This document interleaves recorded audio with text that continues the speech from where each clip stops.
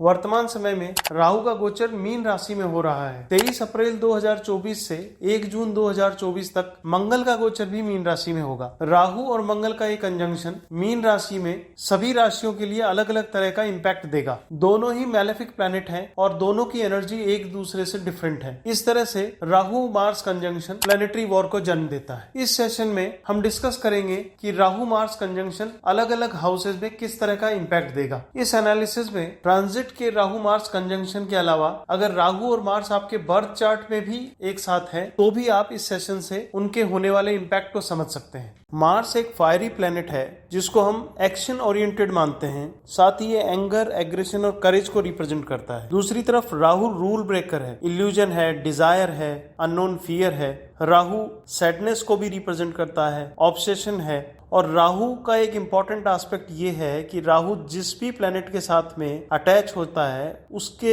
Attributes को explode कर देता है। मार्स और राहु जब कंजंक्ट होते हैं तो एस्ट्रोलॉजी में अंगारक दोष बनाते हैं। मार्स और राहु दोनों ही मैलेफिक प्लेनेट माने जाते हैं। राहु जिस प्लेनेट के साथ बैठता है उसकी एनर्जी को एक्सप्लोड करता है। यहाँ राहु मार्स कंजंक्शन में एक ऐसी अनकंट्रोल्ड एनर्जी पैदा होती है जो लाइफ का बैलेंस डिस्टर्ब करती है। इसको हम इस तरह से समझ सकते हैं कि जहाँ मार्स एक्शन और एंगर, एग्रेशन को रिप्रेजेंट करता है, अगर राहु मार्स के साथ बैठकर इन एट्रीब्यूट्स को एक्सप्लोड करे तो जिस भी भाव में ये कंजंक्शन बनेगा उसमें जिस तरह की एनर्जी पैदा होगी वो उस भाव के एट्रीब्यूट्स को नुकसान पहुंचाएगी। राहु और मार्स की एक्सेस एनर्जी उस हाउस को डिस्ट्रॉय करेगी और साथ ही वो हाउस जिस बॉडी पार्ट से रिलेटेड है उससे रिलेटेड हेल्थ इश्यू भी देगी। जहां राहु और मार्स के कंजंक्शन के नेगेटिव इम्पैक्ट है वहीं कुछ कंडीशंस के बेसिस पर ये पॉजिटिव एस्पेक्ट भी देता है। अगर मार्स वेल प्लेस्ड है, अच्छी डिग्निटी में है, डिग्री में राहु से ज्यादा है और अपने किसी फ्रेंडली साइन में प्लेस्ड है या खुद के ही साइन में प्लेस्ड है या एक्सॉल्टेड है तो मार्स यहाँ स्ट्रेंथ गेन करेगा राहु के ऊपर और उसका इम्पैक्ट कुछ इस तरह से होगा कि मार्स की पॉजिटिव एनर्जी को राहु एक्सप्लोड करेगा। अगर इस एनर्जी को चैनलाइज किया जाए तो इसका पॉजिटिव यूटिलाइजेशन हो सकता है। जैसे अगर स्ट्रॉन्ग मार्स राहु के साथ फर्स्ट हाउस में या 10th हाउस में है तो ऐसा आदमी डिफेंस या आर्मी की साइड में अगर जाता है तो ये प्रोफेशन उसको सूट करेगा। लेकिन वहीं राहु और मार्स अगर पहले और 10वें घर में हो और व्यक्ति अगर हॉस्पिटैलिटी इंडस्ट्री में जाए तो वहां वो कॉप अप नहीं कर पाएगा, क्योंकि ये दोनों ही मैलेफिक प्लैनेट हैं, एग्रेशन देते हैं और एक्शन ओरिएंटेड हैं। तो ऐसे आदमी के लिए किसी के ऑर्डर लेना या हम्बल होकर काम करना डिफिकल्ट होगा। दूसरी तरफ अगर मार्स डेबिलिटेटेड है या एनिमी साइन में प्लेस्ड है या डिग्री में राहु से कम है तो राहु के कैरेक्टरिस्टिक्स स्ट्रेंथ लेंगे और मार्स यहाँ पर वीक हो जाएगा। इसका नेगेटिव एस्पेक्ट ये होगा कि डिजायर्स, इल्यूजन और फॉल्स करेज हावी हो जाएगी और मार्स की पॉजिटिव क्वालिटीज वहां पे दब जाएंगी। ऐसा व्यक्ति एंगर और एग्रेशन में रहेगा और क्राइम की तरफ भी जा सकता है। डिस्पोजिटर की प्लेस भी बहुत इंपॉर्टेंट है। राहु और मार्स जिस भी हाउस में प्लेस्ड हैं उस हाउस का रूलर किस कंडीशन में है ये बहुत इंपॉर्टेंट है। अगर डिस्पोजिटर अच्छी कंडीशन में है तो अपने हाउस को बचाएगा और अगर डिस्पोजिटर अपने हाउस को देख भी रहा हो, उसका एस्पेक्ट उस हाउस पे आ रहा हो तो कुछ हद तक वो मार्स और राहु के नेगेटिव इम्पैक्ट से अपने घर को बचाएगा। लेकिन अगर डिस्पोजिटर वीक है और राहु और मार्स अनकंफर्टेबल कंडीशन में प्लेस्ड हैं तो फिर ये हाउस के एट्रीब्यूट्स को पूरी तरह से डिस्ट्रॉय कर देगा। राहु मार्स कंजंक्शन की सबसे अच्छी कार्मिक रेमेडी ये है कि राहु और मार्स अगर फर्स्ट हाउस या 10th हाउस में हो या 5th हाउस में हो तो ऐसे आदमी को स्पोर्ट्स, आर्मी या पुलिस की तरफ अपने करियर को देखना चाहिए। ऐसी फील्ड जिसमें ये एग्रेशन और एक्शन यूटिलाइज हो जाए तो ये नेगेटिव इम्पैक्ट कम हो जाएगा। राहु और मार्स का कंजंक्शन जिस हाउस में होगा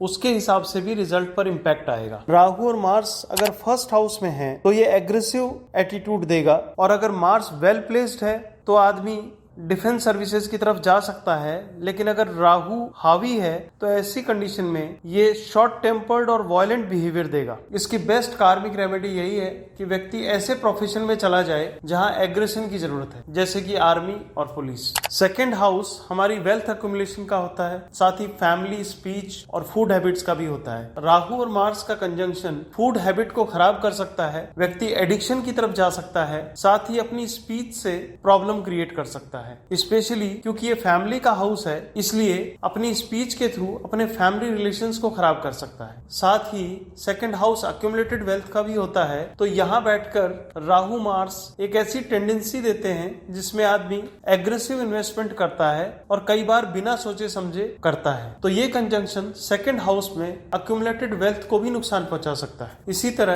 थर्ड हाउस में ये कंजंक्शन कम्युनिकेशन के थ्रू डिस्प्यूट दे सकता है, क्योंकि थर्ड हाउस कम्युनिकेशन का है, यंगर सिबलिंग्स का है। तो थर्ड हाउस में राहु मार्स अपने कम्युनिकेशन के थ्रू सिबलिंग्स के साथ रिलेशन खराब कर सकते हैं। फोर्थ हाउस मदर का है, डोमेस्टिक एनवायरनमेंट का है, इनर पीस का है, प्रॉपर्टी का है। राहु और मार्स की स्ट्रेंथ फोर्थ हाउस में किस तरह की है, उसी के हिसाब से इन एस्पेक्ट में रिजल्ट मिलेंगे। अगर राहु और मार्स में से मार्स स्ट्रांग है, वेल प्लेस्ड है, अपने फ्रेंडली साइन में है, फोर्थ हाउस का लॉर्ड अच्छी कंडीशन में है, तो ये रियल एस्टेट से रिलेटेड चीजों में फायदा दे सकता है। लेकिन वहीं अगर ये खराब कंडीशन में है तो इनर पीस डिस्टर्ब कर सकता है और साथ ही डोमेस्टिक एनवायरनमेंट में भी प्रॉब्लम करेगा। फिफ्थ हाउस एजुकेशन का है, लव रिलेशंस का है और साथ ही इंटेलिजेंस का है। फिफ्थ हाउस में कंजंक्शन एग्रेसिव एटीट्यूड दे सकता है, लेकिन साथ ही स्पोर्ट्स के करियर को ये फेवर करेगा। सिक्स्थ हाउस एनिमीज का होता है। राहु और मार्स यहाँ बैठकर अगर अच्छी डिग्निटी में है तो एनिमीज को हैंडल करने में हेल्प करेंगे,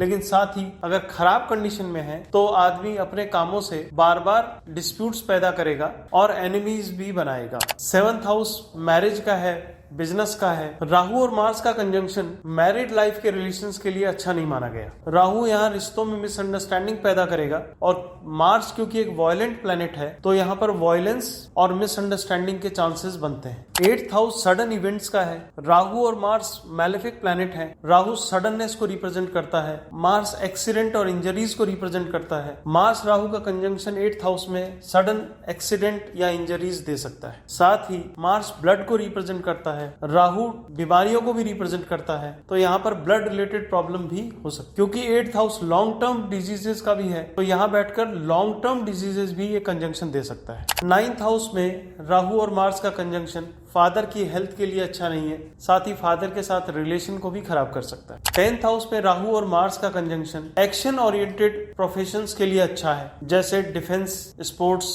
लेकिन वहीं अगर प्रोफेशन का गलत सिलेक्शन हुआ, जैसे हॉस्पिटैलिटी, होटल मैनेजमेंट या सर्विस सेक्टर, तो ये डिफिकल्ट कंडीशन पैदा करेगा। और राहु मार्स का aggressive conjunction service oriented professions के लिए अच्छा नहीं है, क्योंकि उसमें व्यक्ति को फ्लेक्सिबिलिटी और कॉम्प्रोमाइज करना पड़ता है, तो फ्लेक्सिबिलिटी और कॉम्प्रोमाइज के अगेंस्ट में जाता है राहु और मार्स का कंजंक्शन। 11th हाउस गेन और इनकम का है। 11th हाउस में मैलेफिक प्लैनेट्स को अच्छा माना गया है। यहाँ राहु और मार्स की प्लेसमेंट अच्छी है। अगर वो अच्छी डिग्निटी में है, फ्रेंडली साइन में है, तो यहाँ बैठकर राहु और मार्स डिजायर फुलफिलमेंट में हेल्प करते हैं। 12th हाउस हमारे सबकॉन्शियस माइंड का है, स्पिरिचुअलिटी का है। राहु और मार्स का प्लेसमेंट 12th हाउस के लिए बहुत फेवरेबल नहीं है। 12th हाउस के सिग्निफिकेशंस में राहु और मार्स अलाइन नहीं होते। 12th हाउस आइसोलेशन का भी है, तो कई बार ये भी चांस बनाता है कि राहु और मार्स के इन्फ्लुएंस में व्यक्ति कोई ऐसा काम करे जिससे उसको आइसोलेट होना पड़े। ये कंजंक्शन किस तरह का रिजल्ट देगा, इसमें मल्टीपल फैक्टर्स और भी हैं जिनको एनालाइज करना बहुत जरूरी है,